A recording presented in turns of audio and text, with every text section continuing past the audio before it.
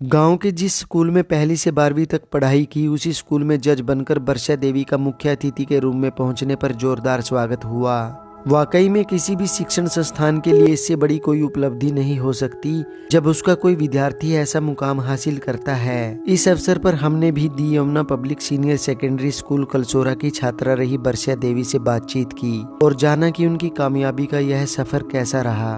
तो अंदर से बहुत ज़्यादा खुशी आती है मन में कि कभी एक सपना था जो सोचा था आज वो सच हो गया और टीचर्स इतना सम्मान दे रहे हैं, टीचर्स का इतना सपोर्ट रहा है और प्यार रहा है, तो सर बहुत अच्छा लग रहा है। कामयाबी के इस शिखर तक पहुंचने के लिए आपने कैसे तैयारियां की? हाँ जी सर, शुरू से ही जब से मैं हमेशा ये कोशिश करती थी कि मैं अपनी पढ़ाई में अच्छी रहूं और जब स्कूल में भी थी या कॉलेज में भी थी तो मैं अच्छे से ही पढूं।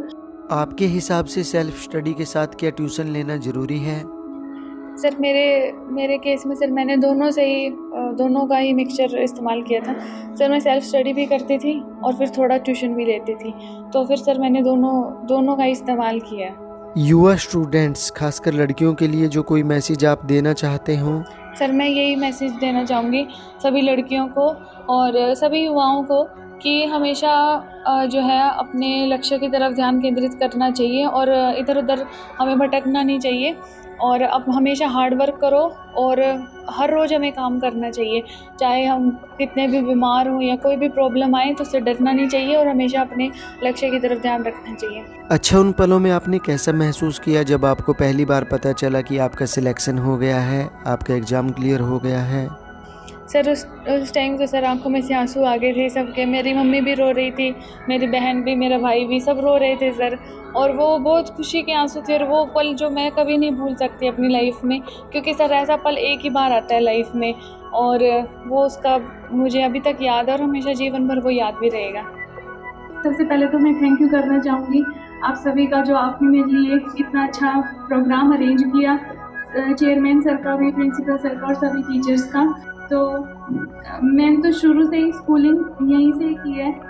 जब नर्सरी में थी तो जब स्कूल वहाँ था गांव के बीच में, फिर यहाँ पे 3rd क्लास में यहाँ पे आई, उसके बाद 10th भी यहीं से की, 12th भी यहीं से की और मैं जो है क्यों मेरा लॉ की तरफ रुझान हुआ उसके पीछे रणवीर सर का बहुत बड़ा हाथ है, क्योंकि सर जैसे हम क्लास में बैठे होते थे तो सर हमें बुलाते थे, कहते थे कि आपको जज बनना है, जज बनना। तो मतलब कि सर को शुरू से ही विश्वास था और कहीं ना कहीं फेथ था कि नहीं हो जाएगा, और हम कहते थे नहीं सर हम कुछ और देख लेंगे, तो सर का यही था कि नहीं आपको जज ही बनना है।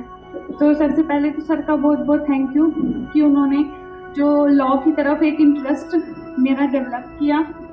दूसरा, जो भी मेरे टाइम पे टीचर्स थे, Virendra sir, Devendra sir, Bhupendra sir, Harish sir, Shastri sir, Sushma ma'am और रचना मैम, जितने भी टीचर्स थे जो मेरे टाइम पे थे, सब मैं कहूँगी कि वो एक तरह के जेम टीचर्स थे जो कि हमें शायद नहीं मिल सकते, क्योंकि स्टडीज़ के साथ साथ जो लाइफ में हमें वैल्यूज़, मॉरल वैल्यूज़ सीखनी होती है वो भी हमें सिखाते थे साथ में ही।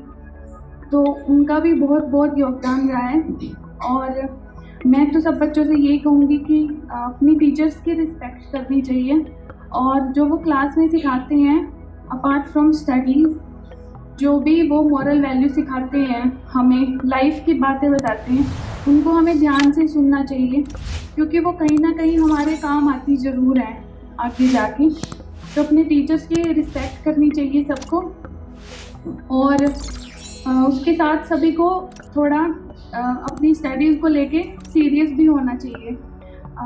जैसे बहुत सारे डिस्ट्रैक्शंस हैं आजकल, सोशल मीडिया हो गया, मोबाइल फ़ोन हो गया, तो उससे थोड़ा सा दूर रहना चाहिए और उसको, वो भी अच्छी चीज़ है लेकिन उसको हमें अच्छी वे में इस्तेमाल करना चाहिए।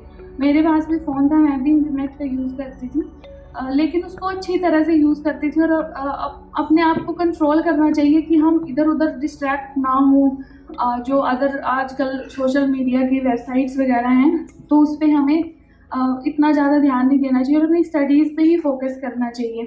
डेली हमें कंसिस्टेंट रहना चाहिए, डेली काम करो, ऐसा नहीं है कि एक दिन छोड़ दिया और उसके अगले दिन हम काम कर रहे हैं, फिर छोड़ दिया, फिर नहीं, डेली करना चाहिए, चाहे कम हो लेकिन आपको डेली कंसिस्टेंटली लगा रहना चाहिए।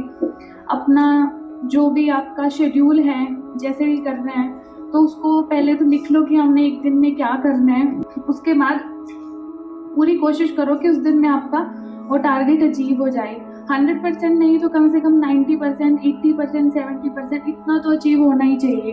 और कोई बात नहीं, अगर किसी दिन नहीं मन होता पढ़ने का तो एटलीस्ट 10%, 20, 30% कुछ तो डेली करना चाहिए, जिससे कि आपकी कंटिन्यूटी ब्रेक ना हो। उसके अलावा और एक और बात है कि हमें हार्ड वर्क करना चाहिए, ऑब्वियसली करना चाहिए, लेकिन उसको अच्छी डायरेक्शन में हमें अपना हार्ड वर्क देना चाहिए। यानी हमें साथ में स्मार्ट वर्क भी करना चाहिए और स्मार्ट वर्क को हमें अच्छे डायरेक्शन में लगाना चाहिए, जिससे कि हमें रिजल्ट्स मिले, हमारी आउटकम्स अच्छी आएँ। उसको भी आपको थोड़ा सा देखना चाहिए, फिगर आउट करना चाहिए कि आपको कहाँ अपना जो है टाइम, एनर्जी सारा कुछ लगाना है ऐसी जगह से कि जहाँ से आपको रिज़ल्ट आए। उसके अलावा तो जो भी मेरी जर्नी रही है उसमें मेरी मम्मी का बहुत बड़ा रोल है, तो वो यहाँ पे है भी। और उन्होंने हमेशा ही ये कहा कि जो भी मुझे करना है वही करो, कोई प्रॉब्लम नहीं है। जो भी फील्ड चूज़ करनी है, तो कभी फील्ड के बारे में भी नहीं कहा। और उसके अलावा मेरी बहन है प्राची, उसने मेरे को कोई काम भी नहीं करने दिया, सारा काम वो खुद ही करती थी। तो प्राची भी है यहाँ पे। उसके अलावा जितने भी मेरे रिलेटिव्स हैं, मेरे मामा मासी, मेरे मामा भी आए भी हुए हैं, मेरी मासी भी आई हुई है, तो सबका बहुत सपोर्ट रहा है। फ़ोन पे बात करते थे तो मोटिवेट करते थे कि हो जाएगा, कोई बात नहीं, टेंशन नहीं लेनी, क्योंकि बुरे फेजेस तो सबकी लाइफ में आते हैं, बट हमें उनसे अगर डर जाएंगे, घबरा जाएंगे तो कुछ होगा नहीं लाइफ में। तो थोड़े टाइम के लिए तो बुरे फेज सबकी लाइफ में आते ही हैं, उसके बाद वो सब सही हो जाता है।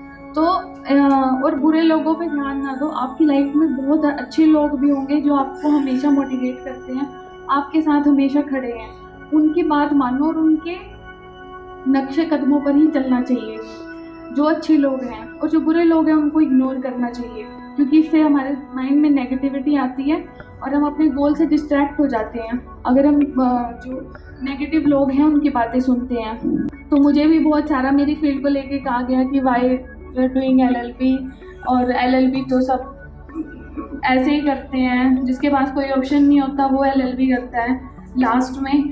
तो सब ऐसे बोलते हैं, तो मैंने भी बहुत कुछ ऐसे सुना था, तो फिर भी मैंने अपना इस ध्यान नहीं भटकाया कि जो मेरे को करना है वो मैंने किया, और तभी शायद आज मैं यहाँ पे हूँ।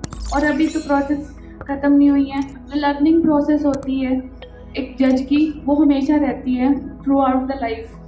तो अभी तो और भी बहुत कुछ सीखना है, बहुत कुछ करना है।